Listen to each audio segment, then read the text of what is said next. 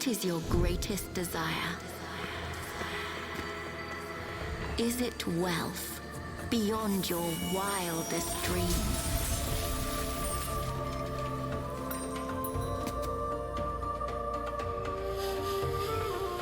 Or you wish to cheat death and live forever?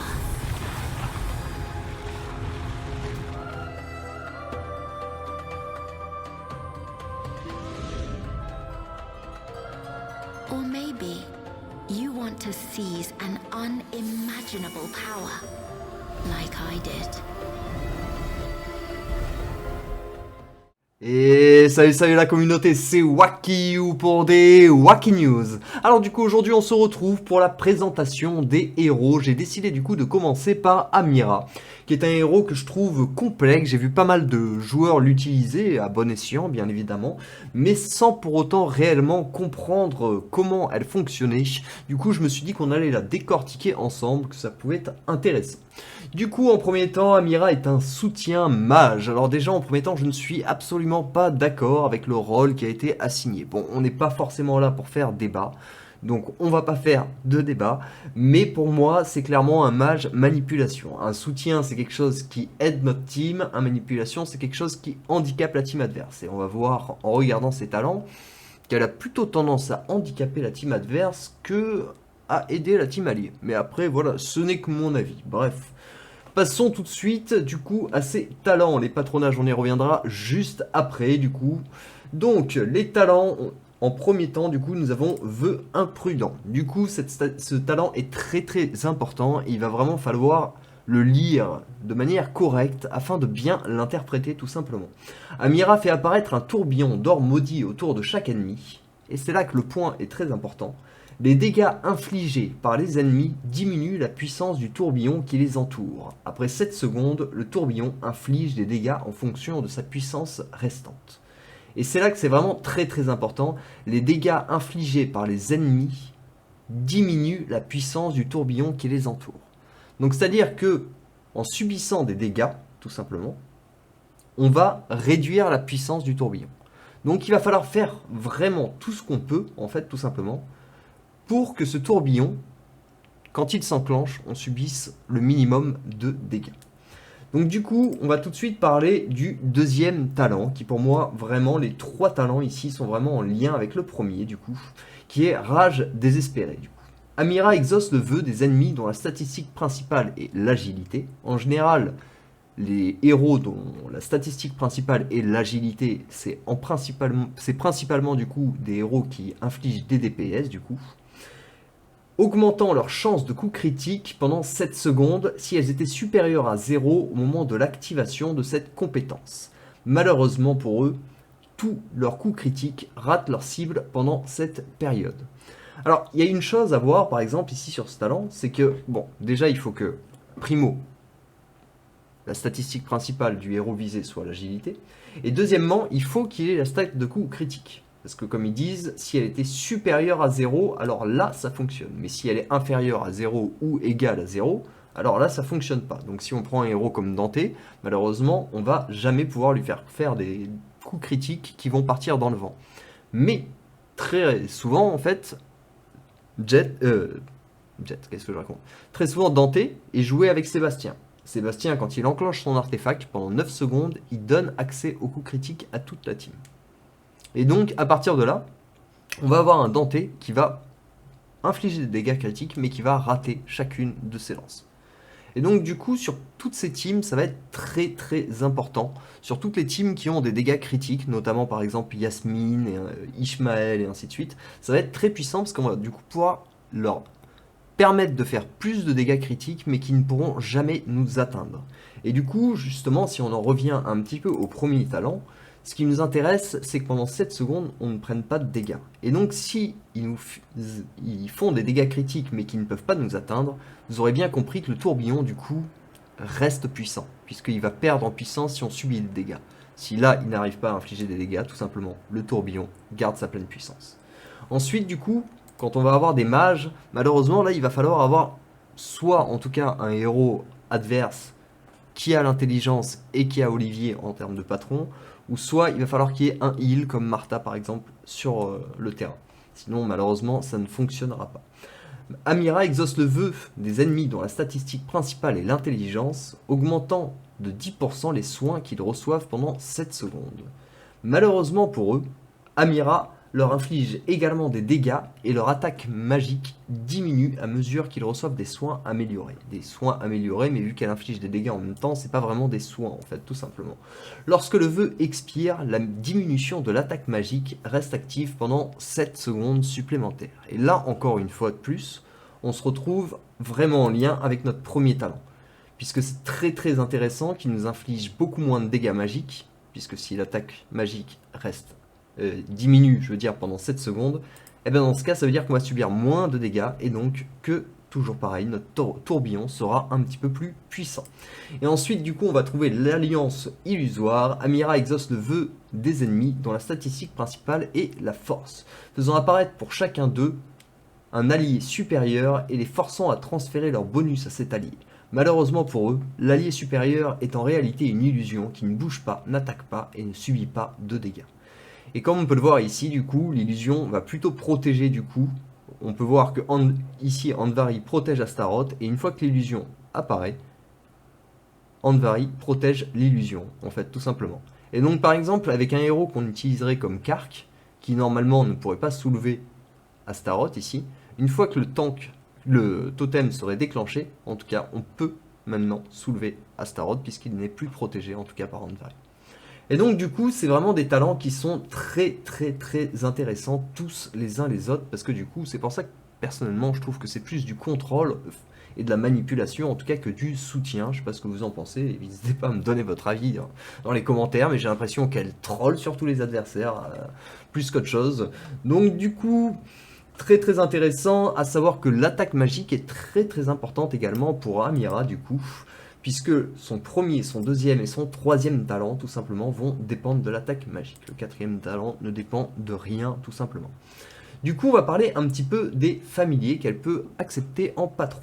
Elle peut accepter Olivier, du coup, qui va lui donner de la santé et de l'armure. Elle peut accepter Axel, qui va donner de l'armure et qui va donner également de l'attaque magique. Et Biscuit, qui va donner également de l'attaque magique et de l'armure. Exactement pareil que Axel. Ici, je pense que Olivier, on va clairement mettre une croix dessus. C'est clairement pas un patron qui est adapté. On n'a pas besoin de plus de santé pour ce héros. On n'a pas besoin de plus d'armure. En tout cas, les deux autres donnent de l'armure aussi. Donc du coup, étant donné qu'on n'a pas besoin de plus de santé, on va plutôt aller chercher notre armure ici. Ici, entre ces deux patrons, je sais qu'il y a eu pas mal de débats à ce niveau-là. Alors, je vais faire un petit décalé à ce niveau-là. C'est-à-dire que je sais que certains joueurs m'ont dit Axel c'est une erreur dessus car ça va ralentir un petit peu sa jauge de power et donc du coup on va moins facilement pouvoir envoyer son power. Je suis absolument pas d'accord avec ce point là tout simplement pour la simple et bonne raison qu'on a besoin tout de même de protéger Amira et Axel avec sa troisième compétence peut protéger Amira. Donc je trouve que c'est quand même très intéressant de garder Axel dessus et d'autant plus que si on veut s'amuser à vraiment faire spam Hero Power Amira, eh ben on prend Aidan et on la met en tank. Voilà, c'est tout simplement des stratégies dont on parlera dans des prochaines vidéos. D'abord, j'ai envie de vous présenter un bon petit panel de héros et après vous montrer un petit peu qu'est-ce qu'on peut faire de sympathique avec, tout simplement. C'est pour ça que j'ai décidé de lancer la présentation des héros pour ensuite pouvoir parler des team méta, de fonctionnement et ainsi de suite. Et à partir de ces vidéos, je pense qu'on va pouvoir nous créer pas mal de contenu très intéressant et stratégique par la même occasion, tout simplement. Donc, revenons-en à nos moutons. Donc, je pense que Axel n'est absolument pas une erreur. Si votre biscuit, bien évidemment, est plus monté, il faudra utiliser biscuit puisqu'il lui apportera plus d'attaque magique ainsi que plus d'armure. Mais en général, on va pas se mentir, on a tous tendance à monter Axel en premier. Et je ne trouve absolument pas que Axel soit un problème. Personnellement, je l'utilise. Avec une team à 880 000, je nettoie mais littéralement des teams à 1 million 1. Donc vraiment, aucun problème. Elle arrive à Hero Power, c'est vraiment pas un problème. Par contre, ça la protège davantage. Donc du coup, c'est très intéressant contre des héros qui auraient beaucoup de points de dégâts. Du coup, ensuite, nous allons enchaîner un petit peu sur ces skins. Alors donc, du coup, en premier temps, nous avons le skin d'intelligence, qui est le skin par défaut. C'est pas forcément le premier skin qu'on va monter. Comme toujours, vous le savez, on va plutôt essayer de viser des skins qui ont des statistiques spécifiques. Donc, on va trouver, selon moi, le skin le plus élémentaire en quelque sorte, le premier skin vraiment qu'il va falloir monter, qui va concerner sa pénétration magique, tout simplement, qui est très très importante parce qu'elle manque selon moi un petit peu de pénétration magique. C'est quelque chose qu'on va pouvoir combler avec d'autres héros, dont on va reparler un petit peu plus tard, tout simplement. Donc je trouve que c'est vraiment le skin, tout simplement le numéro 1 à monter. La pénétration est super importante, ça lui permettra de vite faire des dégâts, tout simplement, si vous avez un petit peu une compo qui permet de contrôler à côté. Ensuite, on va trouver le skin romantique, qui est la défense magique. Alors, ce skin n'est pas inintéressant. C'est pas le problème. Le seul problème, c'est que quand on monte une team Amira, c'est pas pour aller affronter des teams Amira. Et du coup, ça va très souvent être pour affronter des teams physiques. Et donc, je vois pas l'intérêt d'avoir de la défense magique, étant donné que la méta actuelle n'est totalement pas magique. La seule raison, en fait, de monter la défense magique, ce serait pour attaquer d'autres teams Amira. Puisque les twins, en soi, elles existent encore, mais elles existent quasiment plus. Donc ce serait vraiment juste pour contrer des twins qu'on aurait besoin de défense magique. Ça me paraît complètement exagéré de monter un skin pour ça. En tout cas, dans la méta actuelle, c'est clairement pas un skin qui s'avère utile. Peut-être que plus tard, par la suite, je changerai d'avis à ce niveau-là, auquel cas je vous en tiendrai bien évidemment au courant. Mais pour moi, vraiment, c'est vraiment pas un skin utile. Ensuite, on va avoir le skin démoniaque. Malheureusement, il y a une grosse erreur à ce niveau-là.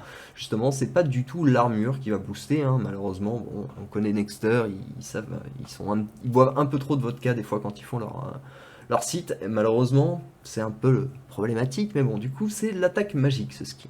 Sachez-le, voilà, hein, parce que bon, c'est mal indiqué, malheureusement, je peux pas faire autrement. Je peux pas leur dire changer la stat parce que j'ai pas accès au site. Mais donc, du coup, je peux vous assurer, vous pouvez vérifier sur le héros, c'est l'attaque magique, et du coup, ce sera un skin, comme vous en doutez, très très intéressant, car comme nous avons pu en parler, les 3 premiers talents du coup de Amira dépendent de l'attaque magique. On va sélectionner justement un pet pour qu'elle ait plus d'attaque magique, puisqu'elle en manque un petit peu justement, et ensuite avec le skin démoniaque qui est d'attaque magique, on va pouvoir un petit peu combler ce qui lui manque, et donc du coup lui rajouter vraiment toute l'attaque magique dont elle a besoin.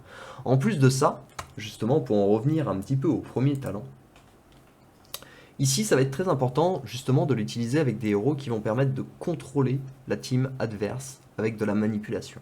Comme par exemple Arachné. Arachné est super importante et vraiment pour moi c'est presque le héros obligatoire à jouer tout simplement avec Amira pour la simple et bonne raison que Arachné déjà sur son bonus d'artefact nous permet d'augmenter la pénétration magique de toute l'équipe.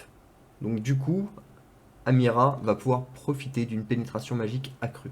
En plus de ça, comme vous le savez, Arachné, elle stun, c'est-à-dire qu'elle étourdit les adversaires, c'est-à-dire qu'ils ne peuvent pas bouger pendant plusieurs secondes.